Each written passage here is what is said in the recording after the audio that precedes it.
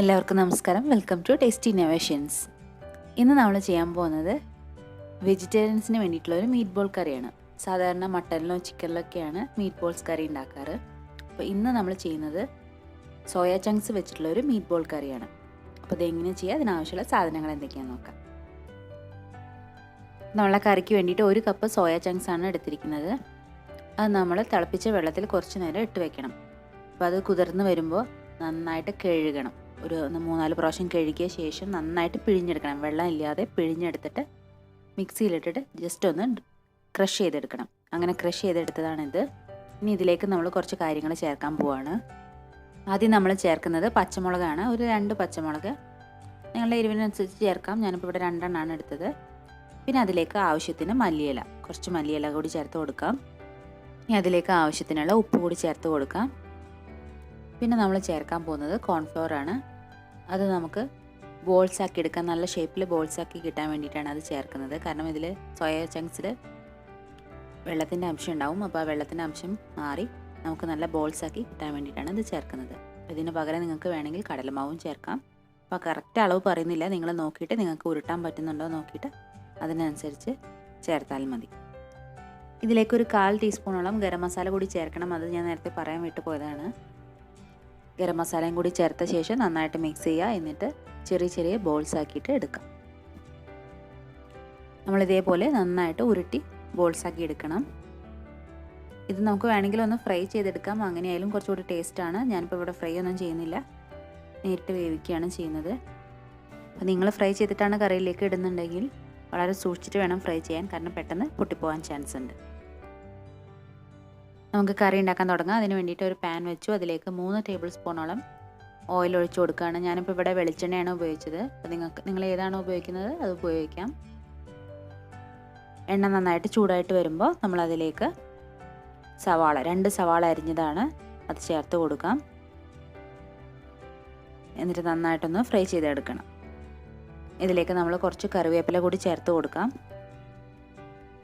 അടച്ചു വെച്ചിട്ടാണ് നമ്മൾ വേവിക്കുന്നത്. തീ താഴ്ത്തി വെച്ചിട്ട് നന്നായിട്ട് ഫ്രൈ ചെയ്തെടുക്കാം. അപ്പോൾ നന്നായിട്ട് ഫ്രൈ ആയി വന്നിട്ടുണ്ട്. ഇനി നമ്മളതിലേക്ക് 1 ടേബിൾ സ്പൂണോളം ഇഞ്ചി വെളുത്തുള്ളി പേസ്റ്റ് അത് ചേർത്ത് കൊടുക്കാം. എന്നിട്ട് അത് നന്നായിട്ടൊന്ന് ഫ്രൈ ചെയ്തെടുക്കാം. ഇനി നമ്മളതിലേക്ക് മസാലകൾ ചേർത്ത് കൊടുക്കുകയാണ്. ഒരു 1/2 ടീസ്പൂണോളം മഞ്ഞൾപ്പൊടി, പിന്നെ നമ്മൾ ചേർക്കുന്നത് മുളക് പൊടിയാണ്. ഒരു 1.5 ടേബിൾ സ്പൂണോളം മുളക് പൊടി ചേർക്കുന്നുണ്ട്. അത് നിങ്ങളുടെ എരിവിനനുസരിച്ച് ചേർക്കാം. പിന്നെ നമ്മൾ ചേർക്കുന്നത് മല്ലിപ്പൊടിയാണ്. അതും 1 ടേബിൾ സ്പൂണോളം ചേർത്ത് കൊടുക്കാം. പിന്നെ ചേർക്കാനുള്ളത് ജീരകപ്പൊടിയാണ്. അതൊരു 1/4 ടീസ്പൂൺ മതി. അതുപോലെ തന്നെ ഗരം മസാല, അതും ഒരു 1/4 ടീസ്പൂൺ ചേർത്ത് കൊടുക്കാം. എന്നിട്ട് മസാല നന്നായിട്ട് ഒന്ന് ഫ്രൈ ചെയ്തെടുക്കാം. മസാല നന്നായിട്ട് മൂത്ത് വരുമ്പോൾ നമ്മളതിലേക്ക് ഒരു 1/2 കപ്പ് തക്കാളി പേസ്റ്റ് ചേർത്ത് കൊടുക്കാം. ഇത് 2 തക്കാളി പേസ്റ്റ് ആക്കിയതാണ്.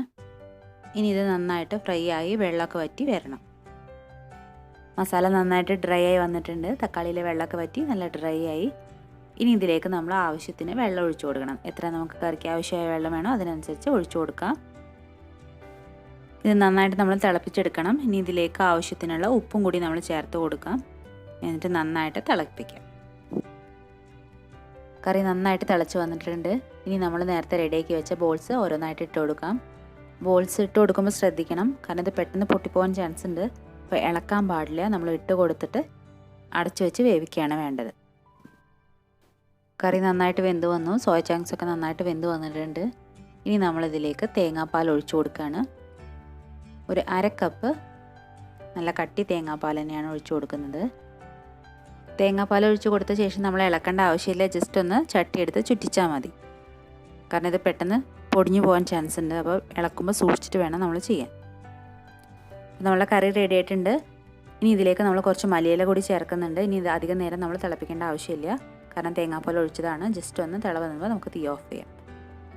ഇതേ റെസിപ്പി നിങ്ങൾക്ക് വേണമെങ്കിൽ മട്ടനിലോ ചിക്കനിലോ ഒക്കെ ചെയ്യാവുന്നതാണ്. അപ്പോൾ എന്തായാലും നിങ്ങൾ ട്രൈ ചെയ്ത് നോക്കുക, നല്ല ടേസ്റ്റാണ്.